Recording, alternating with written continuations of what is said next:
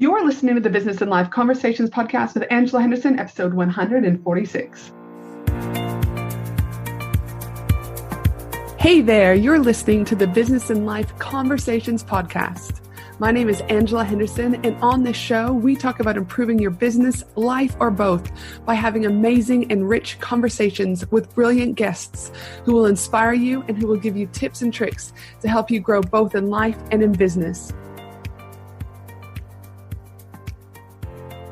Well, hey there, amazing human. Welcome back to another awesome episode of the Business and Life Conversations podcast. I'm your host, Ange, from Angela Henderson Consulting, where I'm an international award-winning business consultant and coach who has helped thousands of amazing women business owners to get all the pieces in place to have consistent 4- and 5-figure months and then on to 6- and 7-figure years without burning out in the process. When one business door closes, a new door opens, but yet often many people look so long and so regretfully upon the closed door that they do not see the one which has just been opened for them. This has not been the case though for the amazing human being, Amber Grace, who's been one of my clients over the last few months. She went from putting so many hours into one business, but then realized after our first 2-hour strategy session that things had to change in order to become profitable. She did not look at the door closing as a bad thing, but rather a stepping stone to where she is today. She adapted. She looked for opportunity. And I'm bringing her on the podcast today to share with you what it's like to go from one dream and moving on to the new dream and moving into a profitable dream that just a few months ago wasn't even an idea. But before we jump into this episode, I'd like to let you know that this episode is sponsored by my 12-month group coaching program, the Accelerator Program, Profit Pillars, that shows you how to transform your business so you can make more money, hell yes, to 5+ figure months, reach more people, and have more time to enjoy your family and friends, and put an end to burnout for good.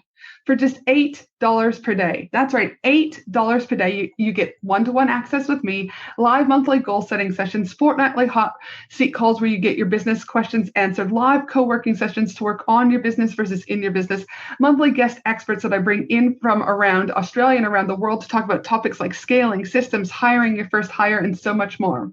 We have live monthly mindset coaching sessions where I bring in a line mindset coach all the way from the USA to talk about self-sabotage, limiting beliefs, and so much more. You also get access to my business vault and not to mention a VIP Facebook group for daily support and building your network and so much more goodness. And for just $8 a day to grow a profitable business, you're going to want to join my 12-month Accelerator group coaching program, Profit Pillars, that again shows you how to transform your business so you can make more money, reach more people, and have more time to enjoy with your family and friends and put an end to burnout for good. Head to angelahenderson.com.au, click on my services link, and then choose my Accelerator program to join today. I cannot wait to start supporting you. Now, let's get into today's awesome episode. Welcome to the show, Amber. Thanks, and thanks for having me. I'm really excited to have you on board, not only because you're just a good human, but you're one of these clients that I've been working with who have just been absolutely killing it in so many ways. So I'm really excited to have you here today to talk about how one door is closed for you, but one new amazing door is open, and how you've really just kind of taken it, and you've just nailed it. You've absolutely, in so many ways, nailed it. You're an inspiration. You're an action taker. You are filled with vibrance. And so again, I could go on, but I'm really excited just to simply have you here. And with each new guest that comes on board, what I like to do is ask a fun question. This is a fun question, but this is more of a question where I think there's opportunity for conversation to come from. You and I both share some very similar thoughts around the importance of mental health and the stigma that is attached with mental health. So though it is a fun question, it's more of an intriguing question that I have for you today. Like I said, I know you're a huge advocate for the mental health space, and I know you're equally passionate about, like I said, this topic just as much as I am. So I'd love to hear what you feel we need to do collectively as a community, as country, as a world, in order to start breaking down the stigma around this super important topic. I don't know if that's a fun question, Ange, but thanks for asking. Well, like I said, it's a fun, but it's like, I just think it's just such a topic that is so important. And so I guess for me is, mental health always has just like this badness around it, right? Like, it's just like, it's heavy, and it is heavy. I mean, we can't discredit that either. But I think like I said, there's an element of truth that needs to happen. So maybe it's not so much like, what's your favorite ice cream, right? But I just think that because I know how passionate you are about this topic, and I'm very passionate about making sure that entrepreneurs have the opportunity to really use their voice and amplify their voice. And I know you're someone that has that. So that's why I thought of all the people I've ever brought on, I think this is episode 146 we're on. I know you've got some light that others probably need to hear. Yeah. Look, and I think you've almost hit the nail on the head or taken the words out of my mouth there, because one of the things that I really advocate for in the mental health space is giving platform for a voice. I think that in terms of my beliefs around mental health and what we can do collectively and even as, individuals, is to really voice mental health. I'm an avid believer that stigma really comes from keeping silent about our experiences. So if we can use platforms even like this to share our experiences around mental health, if we can keep the conversation around mental health going, I think that we will go a long way in ensuring that mental health is no longer stigmatized and that everybody has an equal understanding of what mental health is all about. So, okay, not as fun as, what's my favorite ice cream, but in terms of my views, definitely it's about giving a voice to, those with lived experience, but people who have a real understanding of what mental health really is all about. And I mean, here in Australia, our data shows this. I haven't seen the most recent data over the last 12 months because they release it kind of in not awkward, just random times. It's never like, you get it at the beginning of the year. But on average, 8 people take their lives every single day. And I just think, it is 8 too many. And I talk about the entrepreneur space is, I look at businesses growth, startup growth and scale stage. And in each of those comes with various levels of crazy, right? It could be different hours. It could be that you're spending money and things aren't going the way you want to. But I see financial breakdown happen. I see marital breakdown happen with entrepreneurship. And it typically starts off like as stress, and then it goes to burnout, and then it goes to that full-blown diagnosis. So just, again, an opportunity to make sure that we are having these conversations and that we are breaking down stigma around this. I think especially in the entrepreneur space is so important because, again, we are hit with things every single day. And I think you talk about the link between suicide and suicide prevention and mental health.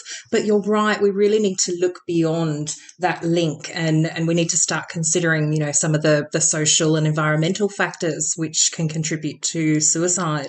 And that's really how we're going to start to make some headway in terms of getting those statistics. And if we think about it realistically, behind each of those statistics is a real person. But in order to start reducing those statistics, we really need to think outside the square, and we need to think beyond that link between mental illness and suicide, and we need to start thinking about some of those environmental and other contributing factors.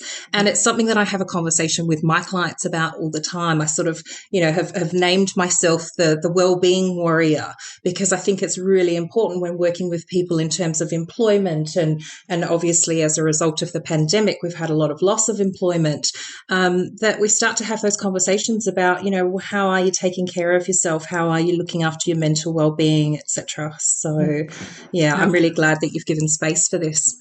Well, thank you so much. Like I said, it isn't one of those like, hey, what is your favorite ice cream? But because we are on the topic of ice cream and we have said it a few times, let's go for it. Let's kind of add a little bit of fun back to it also. What is your all-time then favorite ice cream, my friend?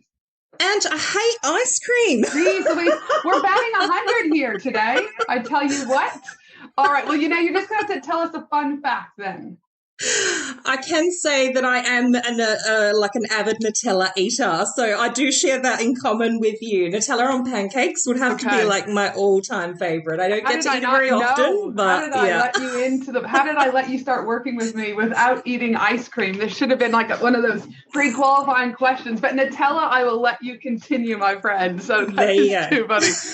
So now that we know a little bit about, obviously, both of our passions about mental health, I mean, mine, I talk about it regularly, but just having a different view of that, especially like you said about the pandemic and everything that's going on. I know here in Australia, for those listeners who are overseas, in the state of Victoria, they were hit the most here out of all the states. They were in lockdown for about 10 months. And at time of recording, there was some data that's just been released about kids' mental health down in Victoria, and how they're seeing 3 times more kids than ever before refusing to go to school because their anxiety is so high, because they haven't had to go for so long that they're just like, the doctors don't know what to do, right? So again, interesting and such an important conversation. But today, we're not here just to talk about mental health, my friend. We're here to explore really how one door closed for you and a new door opened for you. And like I said, it's been pretty magical to see this really over the space of 4 months, 3 months, December, January, February. We're into the 4th month. And I think at the time that this will be dropped, it will be going into your 5th month. But over the space of 4 months, you came to me with one business. You left with me after our first strategy session with a completely new business. So I just want you to start with for the listeners to understand, tell them, what business did you originally come to me with and where are we at now? Yeah, absolutely. So when I started out in business, it was actually in the suicide prevention space, and I was helping women with all degree of adversity, I guess, and supporting them through a journey of getting back to wanting to live a life that they felt was worthwhile. And it was absolutely incredible. And I got to work with such amazing and inspirational people. Unfortunately, by the time I came to you, I had really realized that there perhaps wasn't as much space for me to spread my wings in the sector as what I wanted. And I really looked at, okay, well, I've got a passion here for this business, but do we always necessarily need to follow our passion and turn that into a business? Can I be looking at this from a different angle? And so when I came to you with an idea of how I might tweak that business slightly. And I think, what you did was you really opened up my eyes in terms of looking at my business, not just from the perspective of, where I wanted to help people and make changes and have an impact, but from a logical perspective, which is, well, where am I getting the numbers from? Where am I finding my clients, etc. And we talked about some of my other loves. And, I've come from nearly 15 years working in the learning and development space. And so one of my other loves in terms of helping people was in helping people make change. And obviously I can do that within that career type sector. And so helping women now to make a career change is something that I'm finding so much enjoyment out of, but that I actually get to look at my business and say, okay, I know exactly who my client is. I know exactly where I'm going to find them, and I can really make something out of this business and still have a really, really huge impact.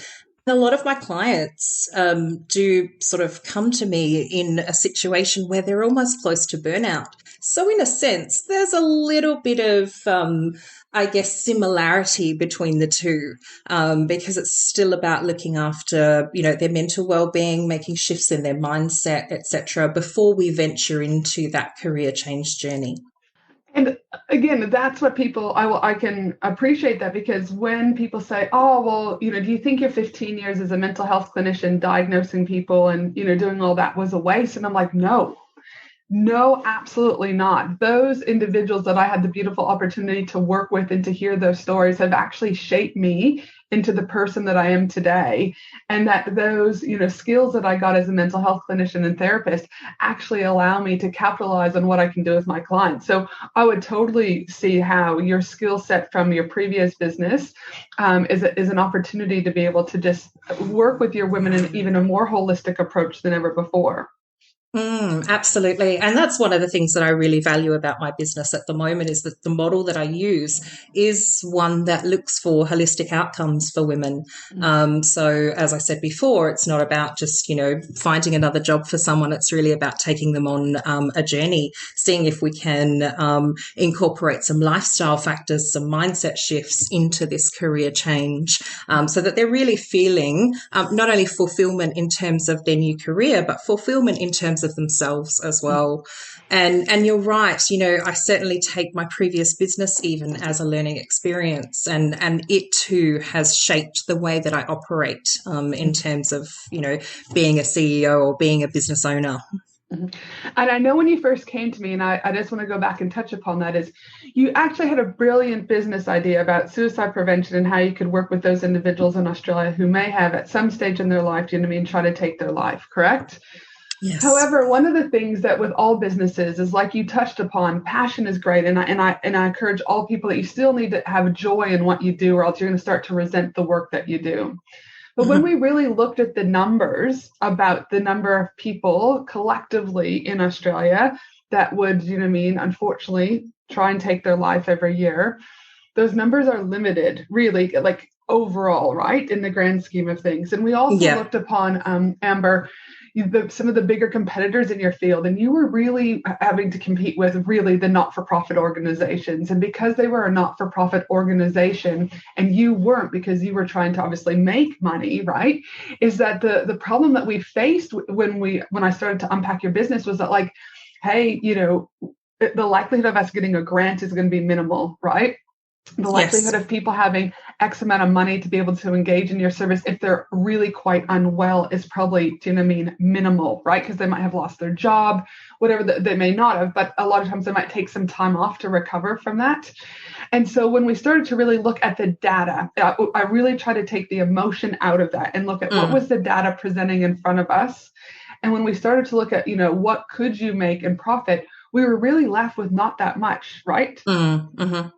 And we had, Yeah, absolutely. And I think that's one of the things that I appreciated about you from the very start is that you came to me with these great critical thinking skills. You really looked at my business without the emotion involved, whereas I was at that stage quite attached to the business and, you know, still probably had this feeling that I want to try and make it work. I want to try and make it work. And I'm sure a lot of people sort of have that attachment to their business, even when it's starting to run down into the ground. But I could do this. I could do this. Just keep striving. And realistically, yes, you're right. When we started to look at the data, I would have ended up just banging my head against a brick wall. and And also spending how much money? Like you potentially could have spent tens of thousands of dollars putting money into a business model that, based on what our data was saying, would have it could have been profitable, but it probably would have taken years to become profitable because of the people you're competing with. yes, that's correct. And I had already invested quite a bit into the business because it was something that I was quite passionate about. And yeah, to think that that investment would have realistically continued, but that the impact that I wouldn't have been making wouldn't have given me that return on investment. You know, at the end of the day, when you're a business owner, you need to be looking at that all the time. So yeah, it was And quite how did you eye-opening. know and how did you feel during that conversation? Because I'm pretty blunt, right, about it, because, and not because I do it from a place of meanness, but I want to set you guys up the best you can for future success. And so during our session, there was a time when you kind of had the light bulb moment where you're like, actually, this is all making sense. And it was kind of then, and again, I don't know exact moment, but you were kind of like, all right, well, what can I do instead? Right? How can Yeah. we do this? So how did you feel at that moment where you're like, shit, I actually might have to close this door, but also allow yourself space to listen to new possibilities? What was going through your mind for that? You know, I think back to that moment and I can picture it so clearly because I was sitting out in my backyard on my outdoor setting and I'm listening to you saying, you know, Amber, realistically, this has not got potential to be a business. It's not going to be a profitable business. We really need to think, you know, beyond this. And I think that emotional response initially was so much resistance and fear. And, you know, I'm sure that other people can relate to this, that there was this sense of, oh no, I've failed then. Mhm. And straight away I was like, you know what? Like, yeah, like, have I really failed or am I learning from this experience? Am I going to be able to do something with this? Can I turn this around and make it into something? And that's where I had the aha moment. And yeah, you were quite upfront. And I think I needed that though. I think I needed that push in order to escape the emotional attachment and to really look at my business from like an analytical perspective. And in the end, I think it was really that decision to go, okay, well, here's a person who actually believes that what I've been doing with my business would have worked had it been the right type of business. Mhm. So essentially, if I've got all the skills and I've got, the ability and the capacity, why can't I just, help women in a different way? Mhm. And that's when I started to be more receptive, I think, to some of your suggestions, and when we started to look back at, what some of my other passions were, and what sorts of things I really enjoyed doing. That's where that aha moment was. I can still make an impact, but I can do this in a more productive way, and I can take all my learning and I can turn it into something really big. So, And that's what I loved, was that you knew one door was closing, one new door was opening, but you were willing to adapt. You were willing not to go, this is a failure or this is a mistake, because you took that and we reframed it to, these are the lessons that I'm going to need to get me to where I need to go. These are the lessons that are going to help me impact more women to be able to make career changes. And it was then when we started brainstorming the new business. We started looking at who your ideal client was going to be. We started looking at your new messaging. We started looking at, what type of funnel you could have, what would work, what wouldn't work. We started talking about lead magnets. And within those 2 hours, we went from one old business to a completely new business. And that new business, obviously, is we were still able to maintain your original name of your first business. We were able to incorporate that because we were trying to look at how can we do this without having to spend more money, right? In the most effective way. So we were able to do that. We just kind of upchanged the tagline and a few messagings around that. And from that call, we talked about also how you were going to be able to increase your visibility, because we needed to make sure, again, and this is for any business, you have to be visible in order to be profitable. If people don't know about you, how are you going to be able to sell to them, and how are you going to be able to make an impact? And in 4 months, not only have you recreated the messaging, right? Started getting, your name out there. You've launched your own podcast, all right? You've launched your lead magnet, which is now bringing fresh leads in on a regular basis. You've had your highest earning month to date, right? It's pretty, and we're not just talking like a few $1,000s here. We're talking about Amber has hit 5-figure months already in a space of 4 months, right? This is what happens when people are ready to close one door and look for opportunity and adapt, but equally ready to take action. There was nothing holding you back, was there? No, that's right. And I think, you did right from the get-go, you really talked to me about, okay, well, what are the next steps? And, so relevant to my business name, because it's how I think all the time now. What's the next step? What comes next? But, you took me through strategies to really work out, well, how do I find my client?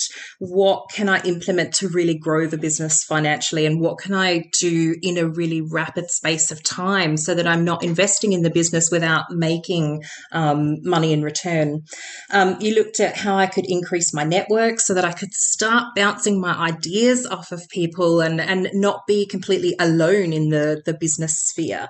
And then you looked at how I could really market my services more effectively. And, it was those 4 things that I really took away and absolutely ran with. And gosh, when I think back to all of the things that I've accomplished, so thanks for pointing them all out, I think, oh my God, is that really what I've done? But, you're right. It's been so successful in so many ways. And, from the very beginning, just getting clear on my client was so valuable.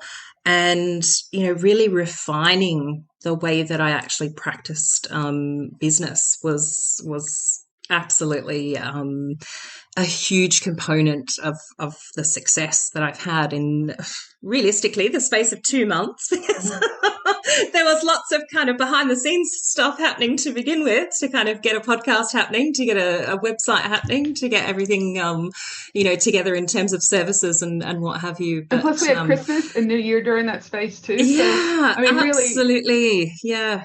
And talking about Victoria, we had only just come out of lockdown and quite quickly sort of went back into a bit of an unknown, possibly long-term lockdown again. So, it's lots of things have, I guess, been thrown my way, but it's been about, okay, no, just stay on the journey that you need to stay on. Just Yeah, Yep. keep at forefront of mind what it is that you need to do to move forward, and not only to make the business a success, but to serve my clients. You know, Mhm. that's what it comes down to. And for those listeners out there, because there'll be plenty of listeners out there going, yeah, do you know what I mean? But, for you, in regards, like, what was it that you had to do about, like, how did you decide to work with me? Like, how did you know for yourself, like, you're like, I actually can't keep doing what I'm doing, and I'm going to need to get a business consultant in place. And I really just need to be brave, and I need to put fear aside, and I need to be willing to invest in myself and have the confidence to know that business can flow with ease and I'm going to get this money back. So how did you know, what was the turning point that you're like, I need to hire Ange to, you know what I mean, just to start figuring some of these things out? Yeah, absolutely. So I think the main thing was that I could feel myself in what I call this blissfully ignorant stage in my business journey, that I felt like I don't know what I don't know. Mm-hmm. And when you don't know what you don't know, you actually need a different perspective. You need somebody else's eyes, ears, voice to be able to tell you what you don't know.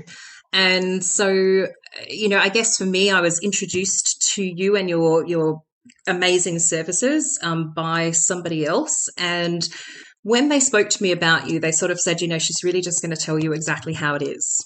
Mm-hmm. And you'll either choose to work with it or you won't. And initially I was like, oh, okay. But then I realized, no, but I need that, because if I don't know what I don't know, how am I going to move forward? I need to start learning what I need to know. And so it was really that, I guess, that propelled me to make the decision to invest in you. And from that very, very first meeting, when I realized just how much you could offer in terms of insight, how much you knew about business, and how you were, I guess, really quickly you could actually visualize the way that my business was going to look. And you could share that vision with me. And when you shared that vision with me, that's what really got me on board, because I was like, yeah, absolutely, I can do this. I mean, I'd never considered, starting a podcast before in my life. And when you shared that with me, I was like, she really knows exactly where she wants this business to be in 3 months, 6 months, etc. And straight away I felt like she's treating my business like it's her baby, not just my baby. And because of the attachment that I had to the business, I just found that so I don't know, refreshing Mm-hmm. to just hear someone care about my business as much as I did. So, yeah, does that, yeah, Absolutely. I just like listeners to have a different sense of what it's like and for them just to hear it. So there's no wrong or right way to answer the question. It's more about like what just happens. And that's exactly what just happened, right? It came from you and it came from the heart. And that's what I'm wanting listeners to hear, because so many listeners are, it's like they know they need to invest in their business, but then they're like, but why or how or whatever. And just hearing it from another person who's a peer, right? Even though they don't know you, but they can go, actually, I'm there. And, I often hear people say like, well, I don't want to invest, but I'm like, again, it's either time or money you're exchanging here. You can continue to try to Google and YouTube and stitch everything together. And how many of those hours are getting wasted where you could be reading books to your children or playing in the sunshine or going on holiday or taking your dog for a walk. But yes, you invested in me, and yes, it costs money, but you've made that money back tenfold almost, I would say, over the last 2-3 months going full steam within the business. And not to mention, people often forget that it's not just about the strategy that I bring and the years of experience that I bring, but you're getting access to my connections. You're getting access to my network. And I am a firm believer that your network equals your net worth. The more people you know, the more visible you can be, the more that you can help them to make impact for their world, but equally they can help you make impact for your world. So it all goes together. Now, my next question for you is, what have you found to be your favorite part with working with me so far?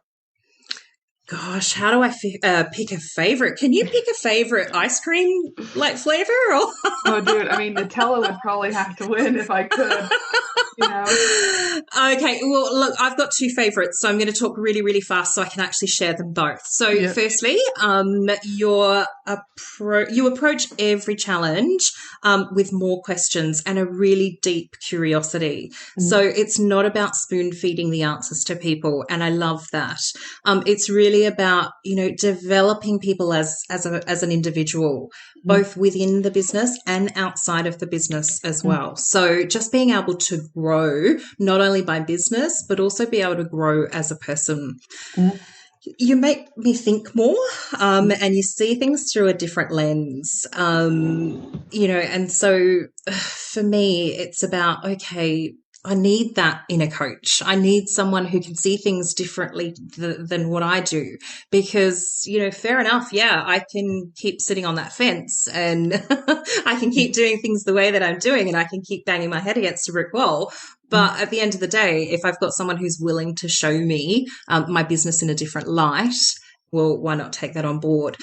Secondly, and you just touched on this before, is just your availability. You never promised right from day one that you're going to be there 24 hours a day. And I never expected that, to be honest. But every time I've needed to share an idea, ask a question, or even just get something out of my head, to verbalize something, you're there. And it makes you feel like, you value my business. So availability, I think, is up there, and yeah, definitely that curiosity that you have, the non-spoon feeding. And I think, yeah, and I do appreciate you saying that, because I work hard to differentiate myself from other business consultants and coaches, and that I want every client that I work with to be in a better place from an educational point, not just from profitability, but that they actually understand why I'm telling them to do things. Again, and as I said often, is that you've got business mentors, business coaches, and business consultants. And I consider myself 75% consultant, 25% coach. I'm really there to advise you on the current best practices for your individual business and your family needs, etc., that will help you move closer to the profitable business and sustainable business that you want. And so for me, is understanding those businesses, but also asking questions. It would be a lot easier, trust me, just to give you guys the answer. It would probably save me half the time, or 75% of the time I spend answering questions. But I want to make sure that you guys actually are going to have deeper levels of and cognitive recognition about what you guys could and couldn't do, because I don't want you guys in my space forever. Now, that might seem really weird, but as a business consultant, you guys will use me for the time that you need me, but I should never want to hold you guys. If so, I haven't done my job. And so I want to make sure that I'm educating you guys along the way. So that's empowering you guys, so that when you do leave the nest, per se, you guys have those solid skills to be able to make those bigger decisions without needing me and without building that dependence. Yeah, absolutely. Well, you definitely do achieve that. I can already feel it within myself. Oh, well, thank you for that. Now, for those listeners sitting on the fence, because I'll hear things like, well, I don't have the money to work with Eng. My first program starts at $8 a day. And what I say to that, Amber, is every human being is either paying for massages, or they're buying new clothes, or they're going out for coffee, or they're going out for dinner, right? We will always find money, right? We will. And there's also, I believe, I'm looking at hiring my own new business consultant. He's going to cost me $52,000 for 6 months. It's by far the biggest investment that I've ever made. But I generally believe I will make that money back within a month to 2 months, right? So for those sitting on the fence wanting to work with me as a business consultant, or, what words of encouragement would you give women, and whether or not it's me or whether or not someone else, because not everyone works with me as in like they don't feel the vibe. That's okay. I want people to find the people who can actually move them. What words of encouragement would you give them to go and either, work with me or go and find someone to work with them? Yeah. And look, I think that is such a common but also a natural experience. We find ourselves sitting on lots of fences in life. And ultimately, and particularly as business owners, we're responsible for making decisions. And I'd suggest your listeners really ask themselves what they actually want personally and professionally. If they want to keep things the way that they are, well, fine, stay on the fence. But if they really want to make change and they want to see growth in their business and they want to grow as a business owner, if they want to radically develop as an individual, then that's where I'd say get off the fence. And there's no better person's yard to land in than yours. But I tell you what, if you're landing in, a coach, a consultant's yard, then I think the investment, really pays for itself quite rapidly. And it can be really hard to think about, okay, well, if I'm making this investment, am I really going to get the return? And you may not see the return quickly, but it will be there. And you're right, $8 a day, what's that? It's not even 2 cups of coffee here in Victoria. So, to get that sort of business insight to help you grow individually and also to grow your business, it's not a huge investment. No. And so for you, you've just had the biggest month ever. Besides strategy and support, what do you feel are the key elements that you took to make this happen? And I emphasize the words you, because I do want people to know, as though I will show up for strategy and though I will there be to support you and be there to be available and answer questions, the reality of it is your business success and or failures is on you. It is your responsibility to, again, it's the more actions you take, the more likely you're moving forward. The more inaction you take, the more likely you're going to remain stuck. So that's why I emphasize the word is, what key elements did you take to make this happen for you? Yeah, absolutely. And look, one of the things that comes to my mind, first and foremost, Ange, is just that word accountability, that this is your business. There's actually nobody else making the decisions, nobody else telling you what to do. People can give you insight. People can make suggestions, recommendations. But at the end of the day, as a business owner, you need to be accountable for your business and you need to make the decisions that are right for you, your clients, and your business to keep moving forward. I think one of the key things that I learned in the very beginning was just that idea of getting clear on my client. So I spent a lot of time really finding out, look, who is she and who isn't she? What does she really want? What does she actually need? How can I make a difference in her life? How can I get to know her more? How can I share aspects of myself with her? And I think as business owners, we do need to have a little bit of vulnerability as well.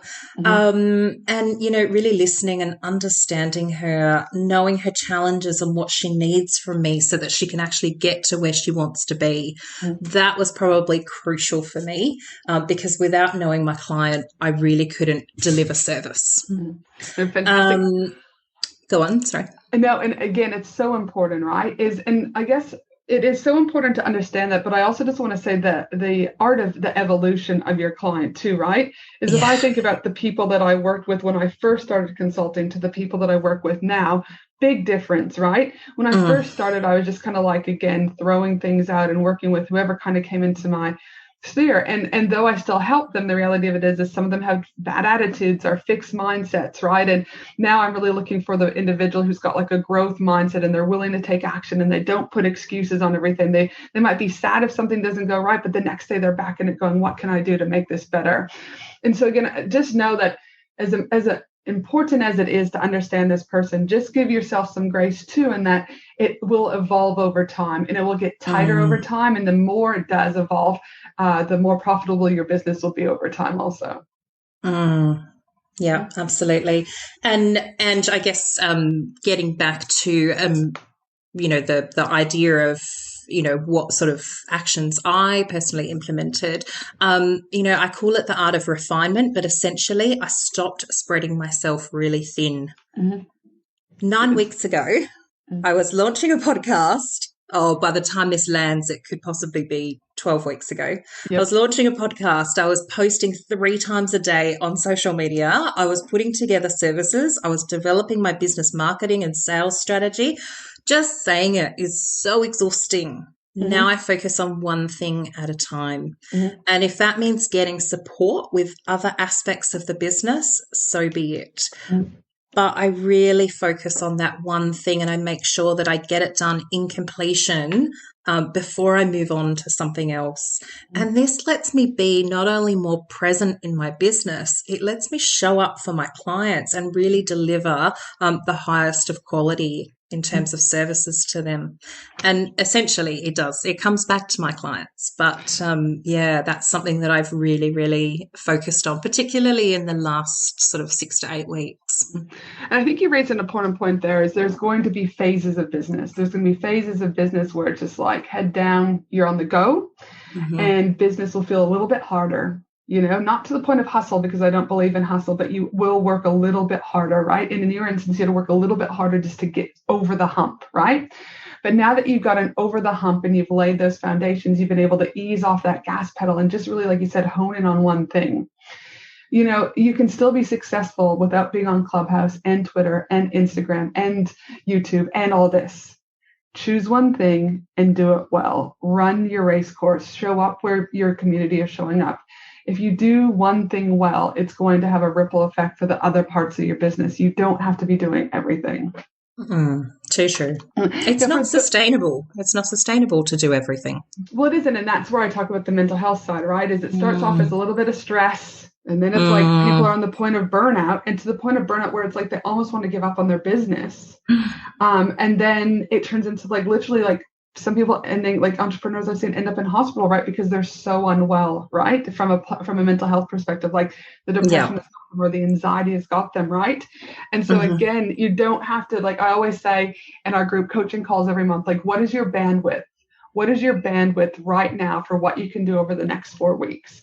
If you've got Christmas and school holidays and birthdays or an operation, your bandwidth is going to be smaller. So let's just, reduce what we have to do to only those really, truly necessity things, right? So you can always be assessing your bandwidth and always understand that, again, less is more, even though the world we've been living in tells us more is better. That is not always the case, my friend.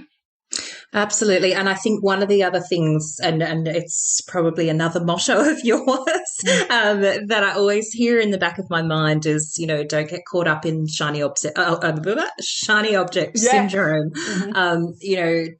Everyone's going to have ideas for your business. Everybody will tell you to do this, do that, do this, do that. But at the end of the day, if you take on board all of those things, that's a lot of work. So much work. It's so much work. And also so much pressure that people put on themselves that isn't necessary, right? And also I think it's the importance of like everyone grows their businesses at different stages. Some are faster, some aren't, right? If you don't have kids and other things like this and a full-time job, then you might have more time and you're going to naturally grow a bit quicker. But if you're balancing maybe kids or a sick parent, for example, that you might be taking care of, or you're helping raise, say, your sister's kids or something like that, right? Like, again, it's going to look very different. So don't compare other people. Just stay in your own race and focus on you. Yeah, absolutely. Yeah. For those businesses out there who are curious to connect with you, Amber, where can they find you?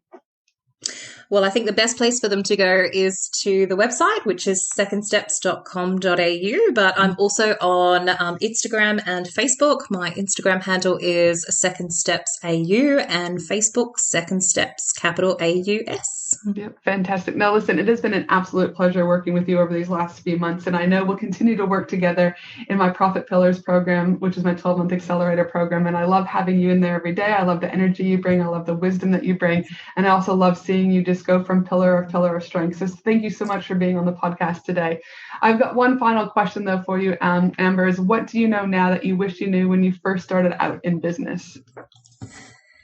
I think the first thing would be a little bit to do with what we were talking about just before, just that importance of filtration.